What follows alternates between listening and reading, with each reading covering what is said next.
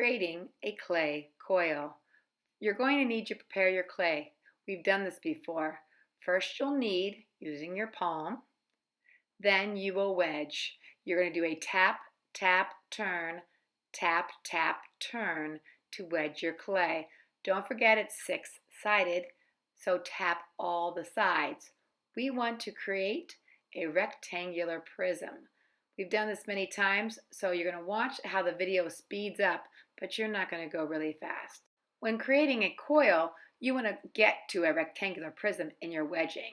Unlike when you're creating a bowl and you want to start with a sphere, that would be a cube. Not a cube in this case, a rectangular prism. A coil can be any diameter, but for us, we're going for the thickness of a pencil. If you just try to start rolling that prism, it's going to kind of bump along. So what we're going to do is smooth out these corners. So I'm just taking my finger and I'm going along each edge and gently just pressing it downward. It's going to kind of round this prism and actually start to make it be a thick coil. Once I have that, it'll roll much smoother. And you're going to watch as I am going to gently press and move my hand left to right, right to left. I want an even pressure, and I want it to stay round like a cylinder. If it seems like it's starting to bump on you or get kind of ovular instead of round in your cylinder, you might have to stop and kind of press it back into shape. You'll see me stop every now and then. See there? I'm kind of pressing it back into shape. It started to seem like it was bumping.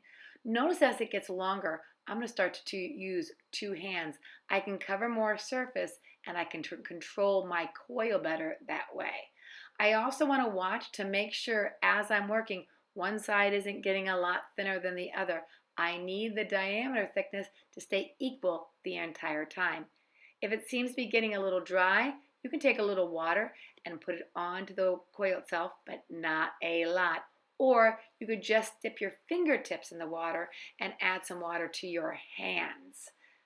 Either way, just not too much. So I'm going to be speeding this video up. I am certainly not going this fast, but you're going to be doing a lot of rolling, and it's the same process over and over. Keep it even in pressure. Keep your rolling consistent. Remember, we're shooting to get the thickness of a pencil. I'm not there, and it's getting kind of long and hard to manage. I'm going to cut it in half and keep rolling. I can always join more than one coil together if you're doing something that requires a lot of coils.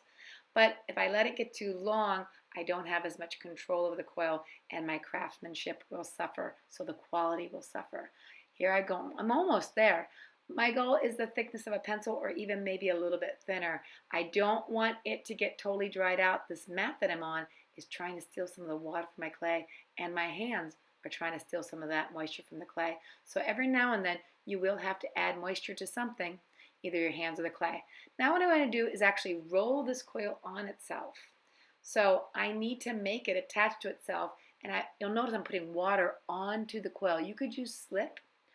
I'm just using water since it's a very thin coil and it's pretty fresh clay. I'm taking a needle tool. I need a method of adding little lines, little scores into this clay. This next step can get kind of tricky, so take your time. I am bending the clay onto itself.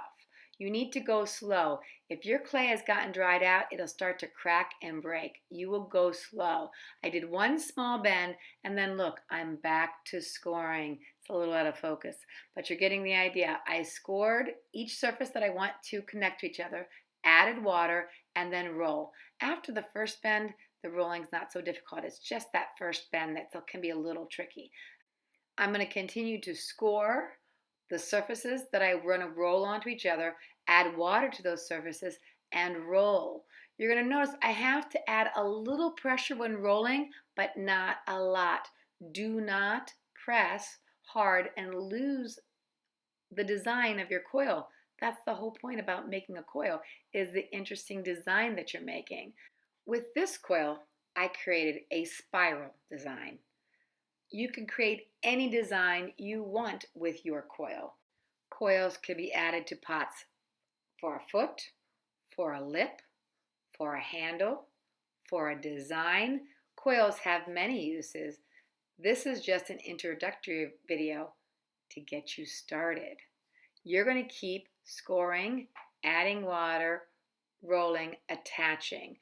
Getting a coil attached to itself or something else takes time. Do not rush it. It seems like it's going fast, like I said, but it's not. The video sped up. My spiral design is done, but look, I have a little bit of mess here and my fingers won't be able to smooth this. So try out different tools so you can smooth and actually help the attachment in your coils. So this is just a toothpick. If all you have is a toothpick, that will work. Actually, it will work very fine. Another tool that I like to use that I know that we have in our classroom is the needle tool.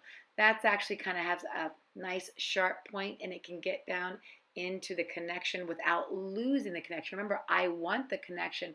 Notice on that toothpick, I kind of started to get out of the groove and make my own little lines. I want to stay consistent with the line of the actual coil, try not to make my own. There's also other tools. I could use this tool. You might think I want to add a little bit of moisture to the coil or to my tool. Again, not too much, but this might help with that connection if you felt like you kind of didn't have a good connection. You might do a little bit of water and doing a little bit of pinching. Don't forget, it's two-sided. Depending on what you're doing with your coil, you might want to do both sides. Have fun exploring with your coils.